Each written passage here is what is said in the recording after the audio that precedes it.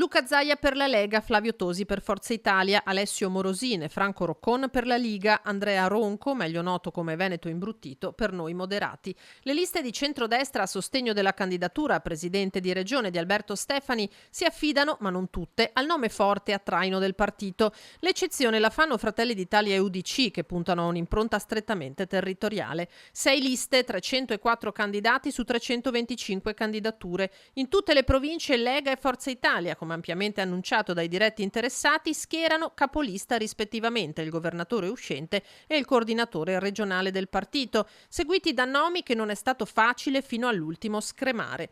La Lega, nel tentativo di raggiungere, con Zaia e amministratori uscenti, un bacino di voti che la riaffermi alle regionali, primo partito in Veneto. Forza Italia che da mesi porta avanti una campagna acquisti battente, con l'ultimo colpo, quello a Treviso di Gian Antonio D'Arè, tanto clamoroso quanto dibattuto dalla base azzurra. Stefani e Tosi in campo due leader regionali. Il meloniano Luca De Carlo resta fuori dall'agone e rimpingua le file bellunesi con i veneziani Luca Spavanetto, Francesca Zaccariotto, Matteo Romanello e Matteo Penzo.